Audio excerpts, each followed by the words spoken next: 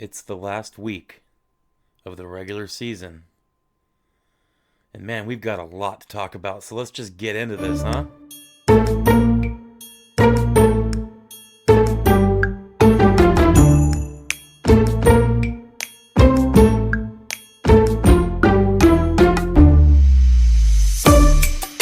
Dolphins fans, thank you for coming and checking out my channel.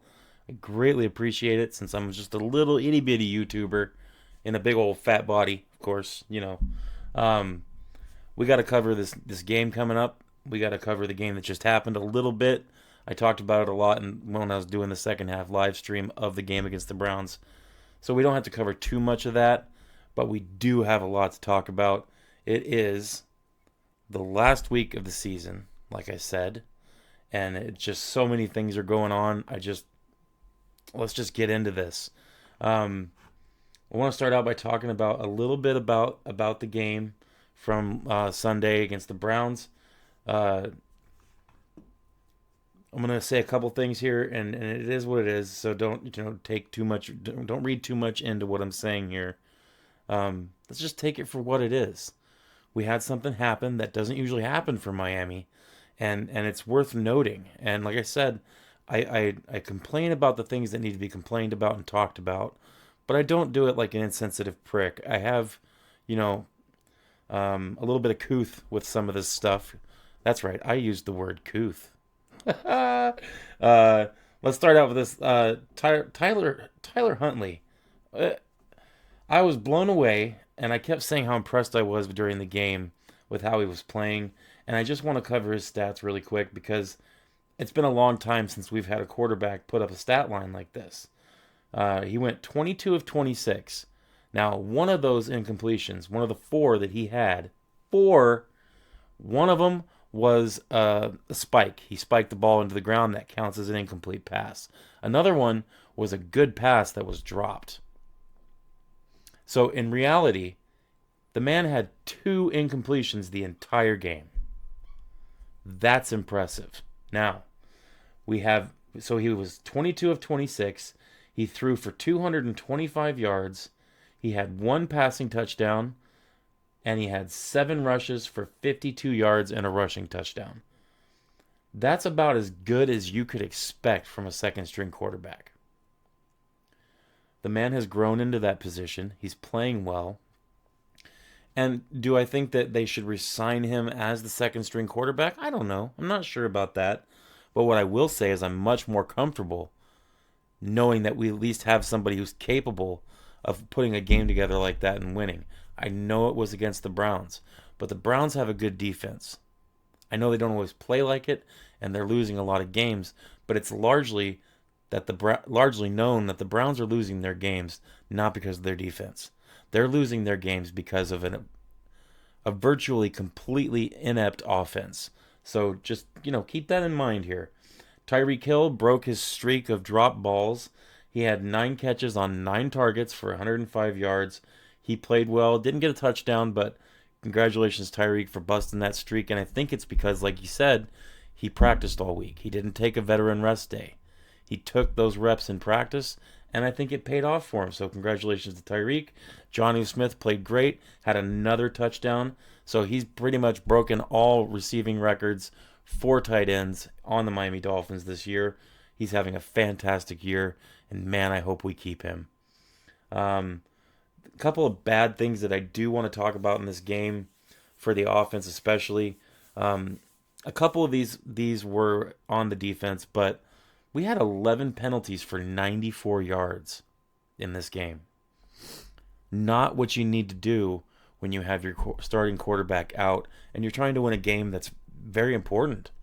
So having 11 penalties for 94 yards on Miami, it's not how it needs to happen. They need to clean that up before they go and play the Jets in New Jersey. That can't happen again. This is not the time of year for 11 penalties and 94 yards. That's insane. So they need to clean it up.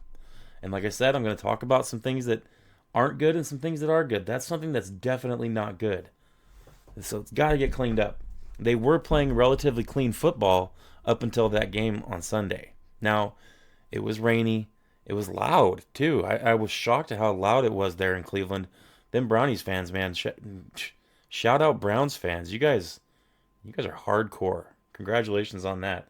I think your fans are better than the team is, and I think that you guys as Browns fans, those of you that are Browns fans, deserve a better product on the field too. Not just Miami and some other team, but I think Cleveland fans deserve better.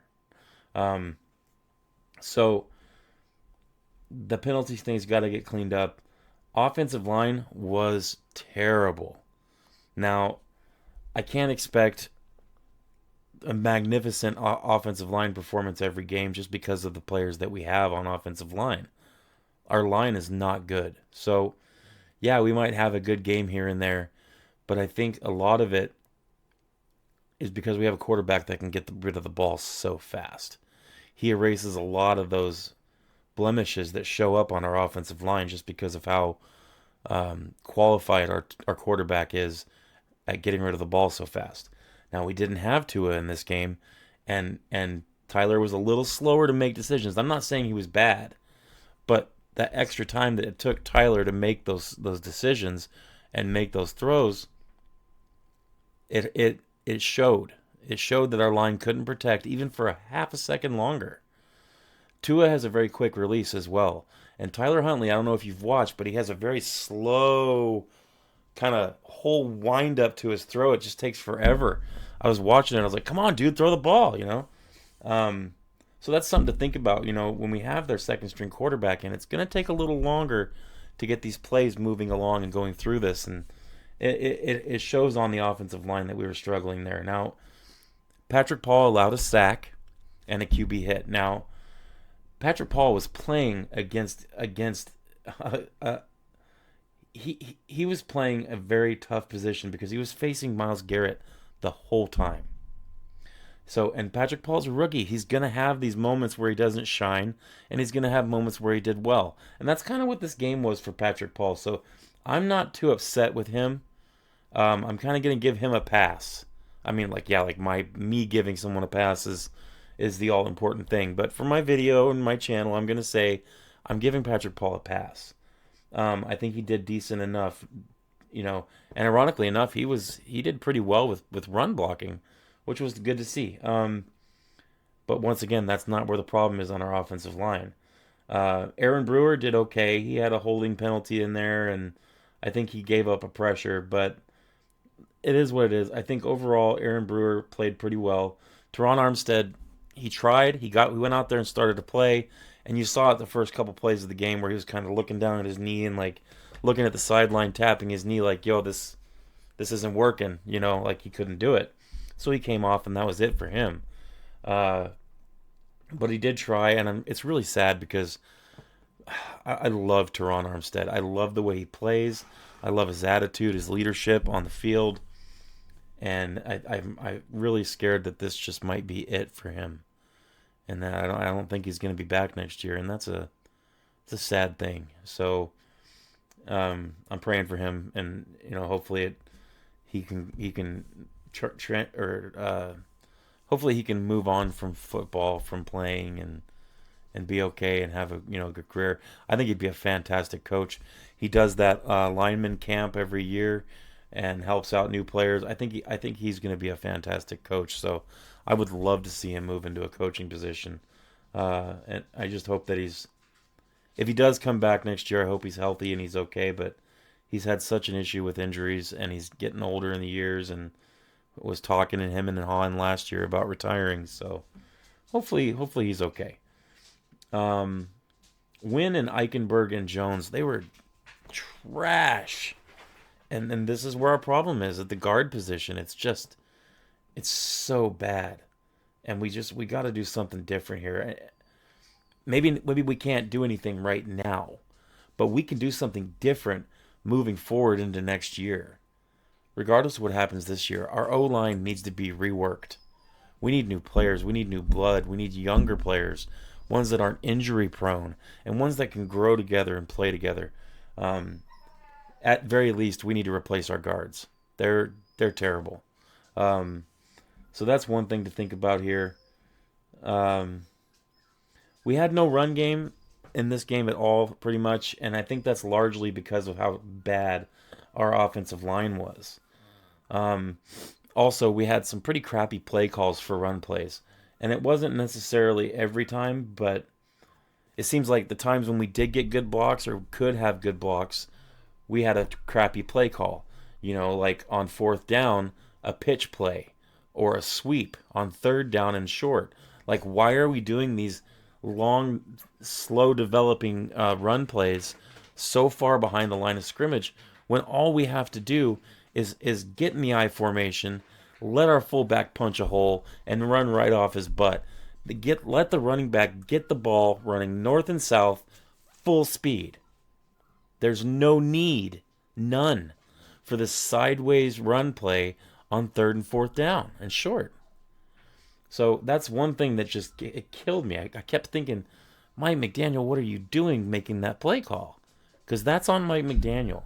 So the lack of a run game in this game largely comes from Mike McDaniel and our offensive line. The first to blame is the offensive line. Second to blame is Mike McDaniel on his play calling for our run plays. So that's where I was at with that, and that's why the run game was, it was bad. Our defense, like I said in the live stream, I'm not going to talk much smack about the defense. They played well. We only had 6 missed tackles in that entire game, which was awesome to see, instead of 15 to 25 missed tackles. So great job on defense, swarming to the ball, making tackles when you had to make them, and even when it was an open field one-on-one tackle, we got the tackle. So it's a fantastic thing to see. Calais Campbell, what can I say? He's a beast. The man took over the game. And then when he knew that there was a penalty, he just walked over to the refs and was like, hey, you guys know that was a penalty, right? And the refs were like, oh, yeah, okay, yeah, flag, and threw the flag. Shout out Tom Garassi for the flag. He threw a flag. It was the craziest thing. You see Calais just kind of saunter over to the referees and is like, hey, that was intentional grounding. You guys need to probably throw a flag there. And the refs were like, yeah, okay, sounds good. It was the craziest thing I've ever seen. That never happens. So shout out Calais Campbell for being a big old ogre looking dude and scaring the crap out of the refs. That's what happened. It was a penalty, by the way. Yeah, Miami had let's see. Miami had 6 quarterback hits on Dorian Thompson Robinson. See, this is why I call him DTR. I don't care what his mom says. I'm going to call him DTR, I think. So, Miami had 6 QB hits on DTR and 1 sack. Now, it should have been 6 QB hits and 5 sacks. However, DTR, instead of taking the sack, what did he do? He intentionally grounded the ball. He got called for 4 intentional grounding penalties in this game. Those should have been sacks. Every single one. He was wrapped up in being pulled to the ground, and he threw the ball to a place where there's absolutely no receiver. That is intentional grounding at its finest, and I almost think that if you keep doing that in a game, if you get more than 1 intentional grounding penalty, that should be another penalty or a suspension warning or a fine or something, because if you're constantly doing that, that's almost changing the result of the game. It's kind of ridiculous. I know that they have the loss of down and everything, so they're probably never going to change that rule. But if you intentionally ground the ball 3 times in a game, there should be something else happening. That's just bad play. So that's what happened there.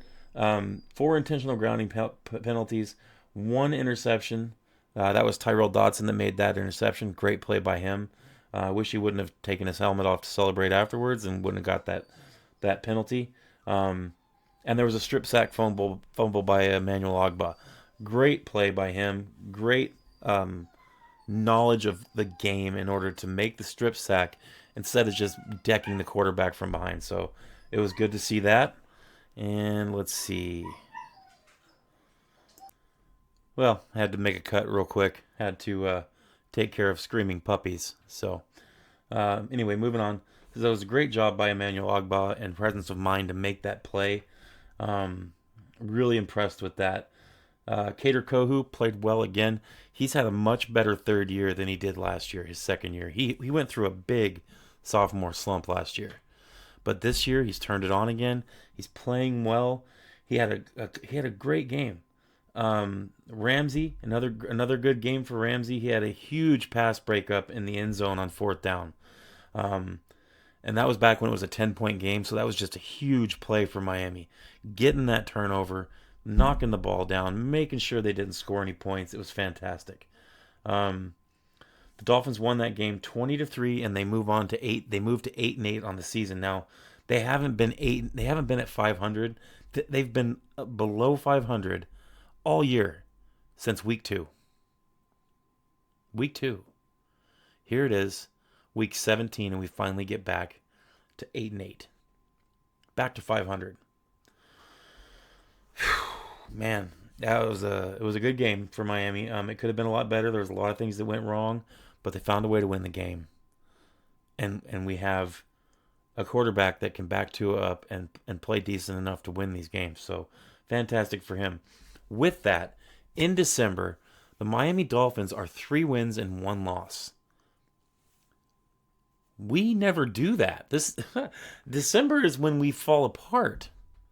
So to see Miami go 3-1 and 6-2 in the last 8 games total, after starting 2-6, that's a great job. I know we lost a couple games there, and not every game has gone perfectly, but it's a big improvement. And it's something that we haven't seen from these Miami Dolphins. So it's encouraging to see that. And that's kind of how I feel about this end of the season here is we have a chance to do something different. Something that we haven't really done. We do need some help, but let's start with this game coming up. Week 18, Dolphins versus Jets. A couple questions come to mind about this game. Number 1, what QB is going to start for the Jets, who are 4-12? 4 wins, 12 losses for the Jets this year so far. Can we give them that 13th loss? Who's going to start a quarterback for him? Is it going to be Aaron Rodgers or is it going to be Tyrod Taylor? Now, the Jets are coming off of a loss to the Bills. They lost 40-14. 40-14. They had 16 penalties in that game for 124 yards. You thought our 11 penalties were bad? 16 for 124 yards. That is terrible. They also had 3 turnovers, two picks and 1 fumble in that game. Did not take care of the ball. Didn't play clean. Aaron Rodgers went 12 of 18 for 112 yards and 2 picks for a total QBR of 44. 44. Aaron Rodgers played terrible in this game. At one point in this game, it was 40-0. And when it was 33-0, Aaron Rodgers pulled himself from the game. The coaches didn't pull him. He pulled himself. He was like, you know what? I'm done. Screw this. I'm out. And he went and sat down and put a baseball hat on. 40-0 is what the game started out as. Now, after that, Tyrod Taylor went in and got a couple touchdowns in garbage time. One to Garrett Wilson, and I can't remember who the other one was to. Garrett Wilson also had the fumble in this game. But Garrett Wilson also did pass 1,000 yards for the season in this game.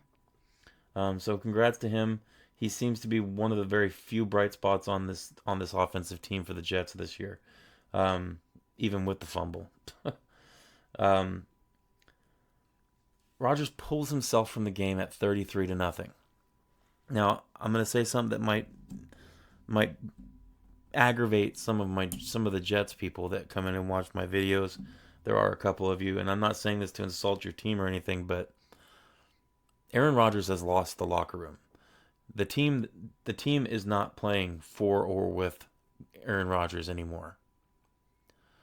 And the fact, because you could see him screaming at players on the field, running around, throwing his hands up, all mad. Even when he's throwing balls at people's knees behind him and all kinds of weird throws. Aaron Rodgers was a problem in this game for the Jets. And I guarantee you it wouldn't have been 40-0 if they would have let Tyrod Taylor play that entire game. Call me a liar. Sauce Gardner expressed even that he was worried that the team had given up on the season.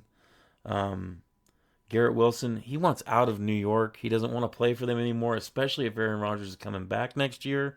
And I'm pretty sure he's going to come back next year for the Jets. I don't know for sure, though. If you're a Jets fan and you know more about that than me, please put it in the comments. Let me know. I'd love to hear it.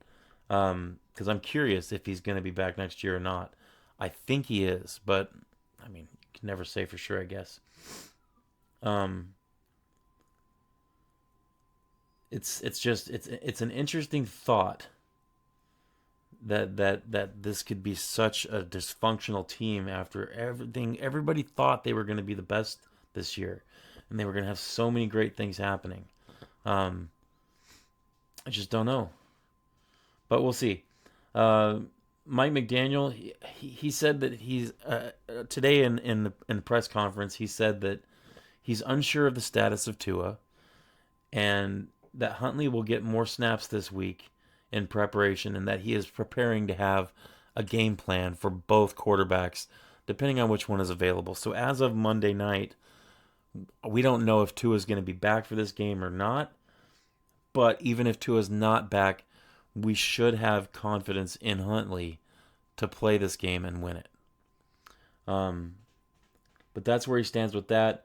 He also said he's unsure of the status of Anthony Walker Jr., and he's unsure about Jalen Waddle for the Jets game as well. So it's kind of all up in the air as far as injuries go. It is only Monday night, so when I'm recording this, so we'll have more information on injuries as we come closer to the game on Sunday.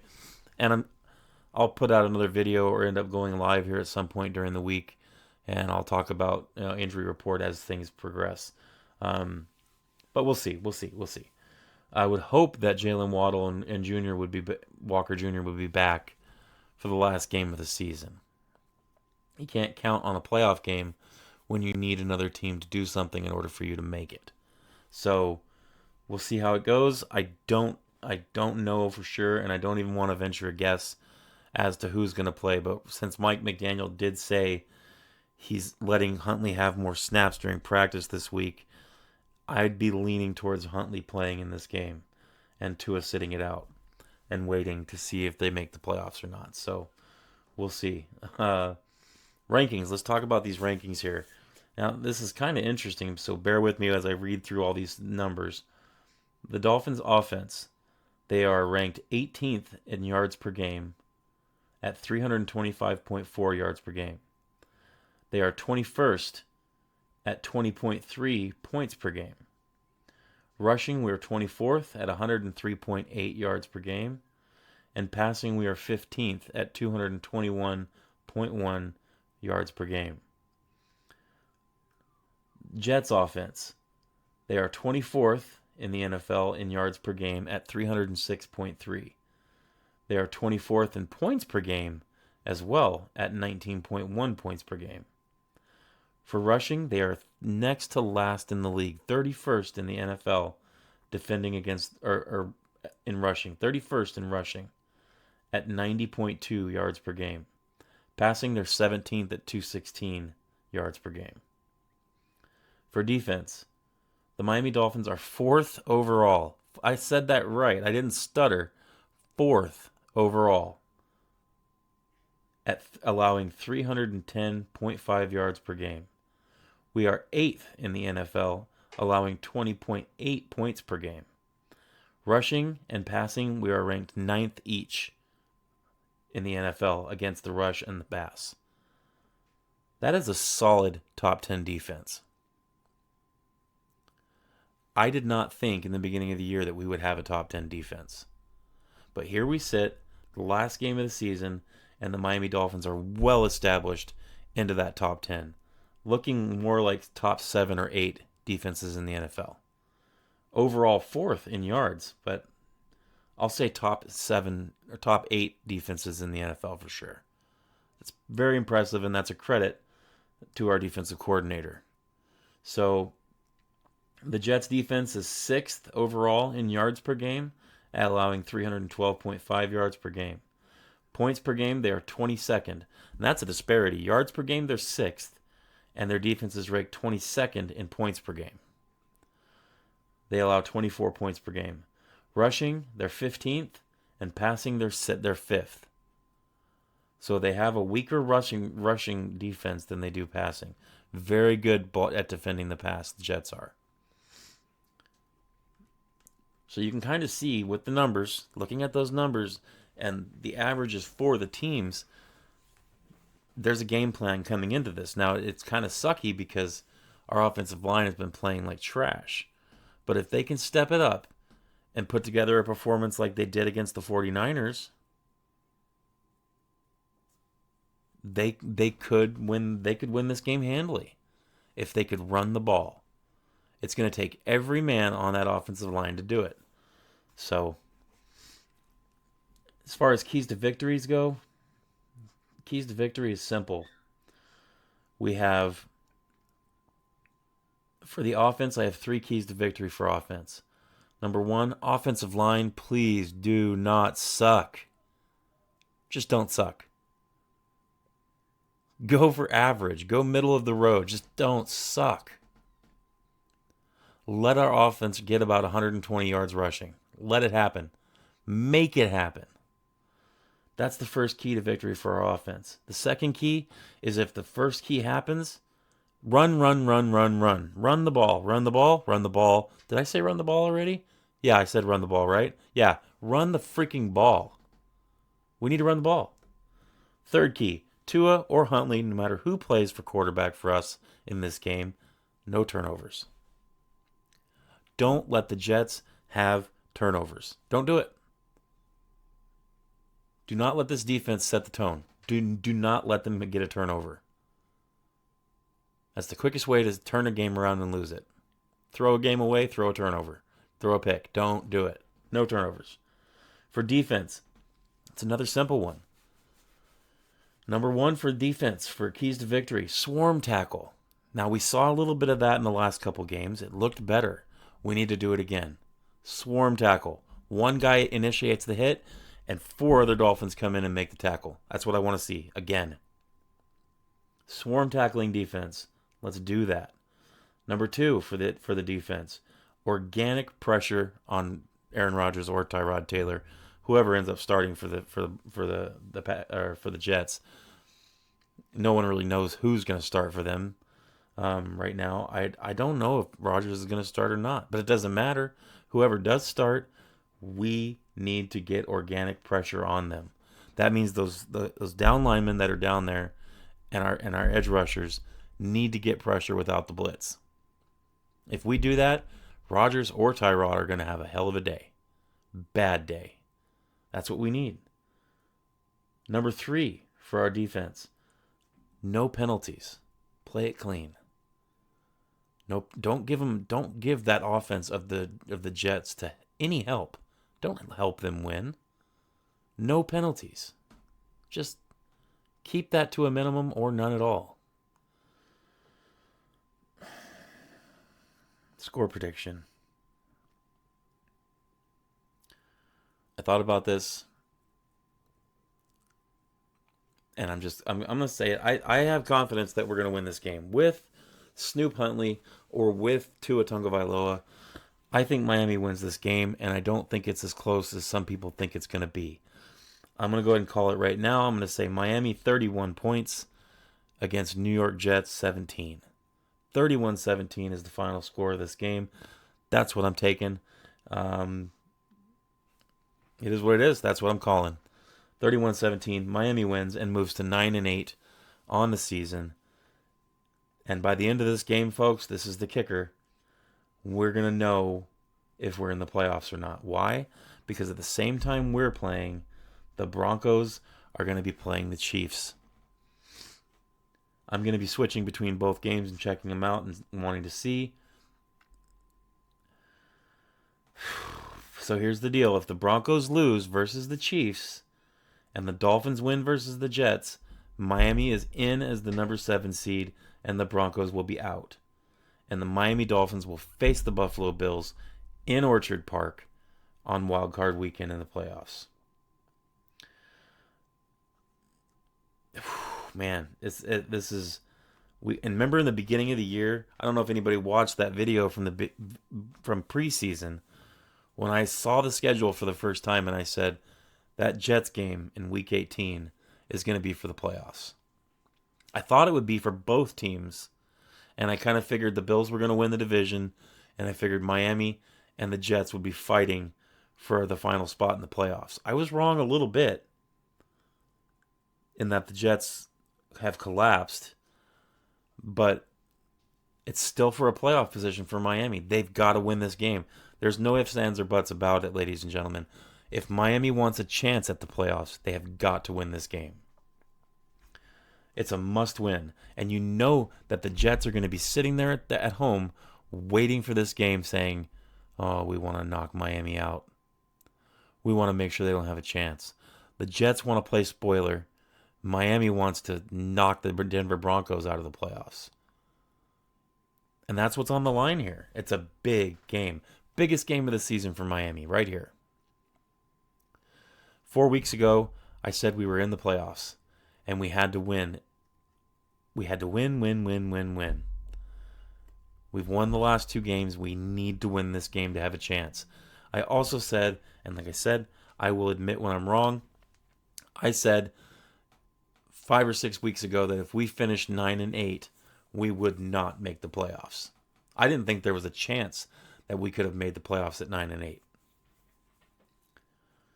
I'm kind of wrong because we have a chance, and we're sitting here with a chance to go 9-8, and we could make the playoffs at 9-8 if Denver loses to the Chiefs.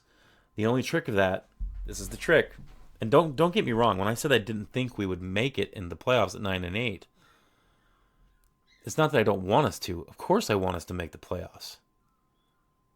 Of course I want that. A couple weeks ago I said nothing would make me happier than to make the playoffs and have to play the Bills in the wild card weekend in Orchard Park. If we're going to make the playoffs, we might as well play the team that has had our number for a long time. That's what I want to see. I want to see us overcome something that we haven't been able to overcome. Why not this year? Why not? If that's not your attitude, if that's not how you want to win, I don't know what to tell you. We shouldn't want the easiest path. If the hard path is all we have ahead of us, and to say, oh well, what's the point of making the playoffs if we're just going to lose anyway? What is wrong with you?